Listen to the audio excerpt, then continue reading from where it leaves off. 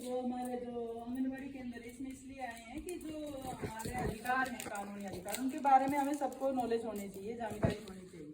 सबसे पहले तो हमें ये पता होना चाहिए कि हम जो किस संस्था से आपके पास आए हैं, कौन सी ऐसी संस्था है जो आपके पास गांव मतलब डोर टू डोर आपको आके जागरूकता अभियान शुरू करती है। ये जो हमारा राज्य स्तर पर एक ऐसी संस्था है जो गरीब और जो लाचार लोग हैं उनके लिए उनको कानूनी सहायता और जागरूकता प्रदान करने का काम करती है। जैसे कई बार क्या होता है कि आदमी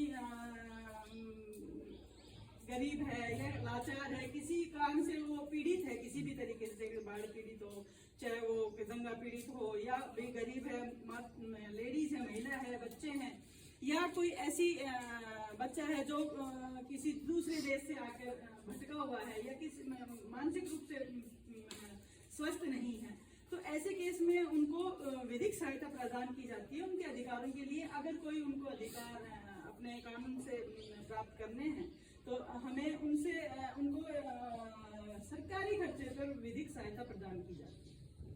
अब सरकारी खर्चे की जब बात आती है, सरकार ही वहन करती है। वकील जैसे जनरली क्या आपको पता ही है सबको कि वकील फीस लेते हैं और काम करते हैं, और वो उनका काम भी है, सर्विस देते हैं तो फीस भी लेनी चाहिए।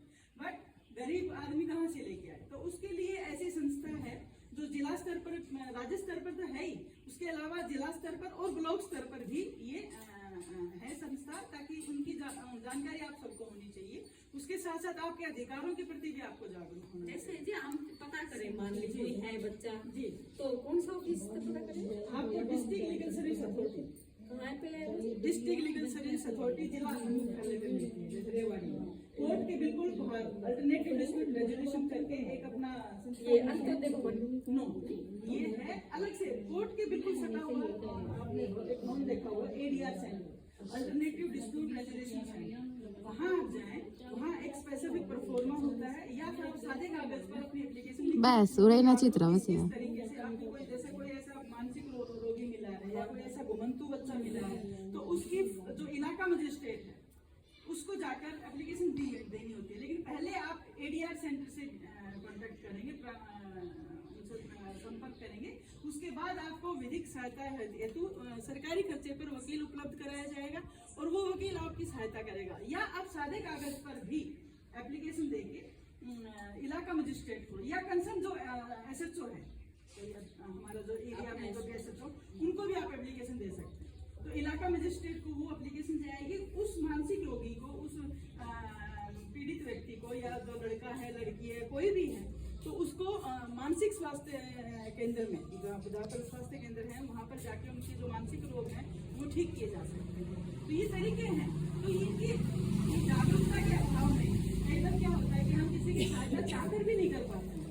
आप सभी को जरूरी है, आपको पता होना चाहिए, कोई भी बिल्कुल आपको कोई भी बात जाननी है, कोई डाउट आपके मन में आ रहा है, कोई ऐसी शंका है कि आपको लग रहा है कि ये बात हमें समझ में नहीं आई, तो वो आप हमसे पूछें। हम इसीलिए गांव में डोर टू डोर जाते हैं, गांव में जाते हैं, ताकि आम आदमी तक हमारी पहुंच हो सके, आम आदमी को जानकारी हो सके। क्योंकि हमें पता नहीं है तो हम अधिकारों को कैसे लागू करवाएंगे, या अधिकारों का जो हमें कम प्राप्त होते हैं जब अधिकार, जब हमें उनके बारे में पता ही नहीं कि उनको कैसे हम प्राप्त कर पाएंगे।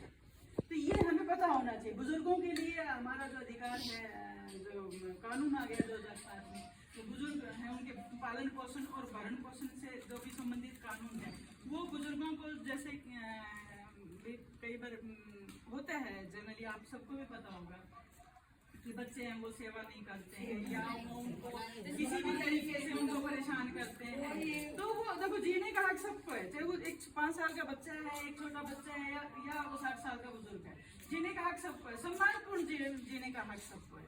क्योंकि हम इंसान हैं, हम पशु जिंदगी नहीं जिएंगे, हमें सम्मानपूर्ण जीने का हक होना चाहिए। और मैं समझती हूँ वृद्धावस्था तो वो एक स्टेज है, वो एक हमारा जिंदगी का पड़ाव है, उस वक्त हमें एक एक्स्ट्रा हमें रीजनेबल देखभाल की जरूरत होती है। और वहाँ पर आकर हमारे बच्चे जिनको हमारी प्रॉपर्टी जानी है वो हमारी सहायता नहीं करते हैं या हमारी सेवा देखभाल नहीं करते हैं, तो फिर हमारे लिए बड़ी शर्म की बात।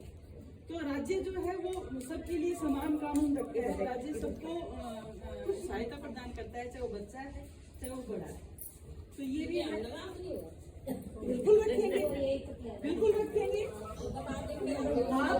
सारी फुटी चाल आज आपकी प्रॉपर्टी जिसको जाएगी आपके बाद, या आपने एक इसमें प्रोविजन नहीं देखिए, आपके पास कोई भी प्रॉपर्टी नहीं है, फिर भी आपकी सेवा करने का उनकी ड्यूटी है, ऐसा नहीं है। मैं वो नहीं कहा, आप मेरी पूरी बात समझे। उसमें क्या है कि आपका जो हक है वो ये है कि आपके बच्चे आपकी सेवा देखभाल करें। नहीं करते हैं तो फिर उसके लिए तरीका पहली मैडम नहीं पकड़ लिया हम बिल्कुल आज पकड़ने के लिए है। माँ जी 1 मिनट रुक जाए, एक फोटो खींचनी है, वो आपने तो रिसीव भेज दिया। आज मुलाकात कर लेंगे ना हम आपसे। आप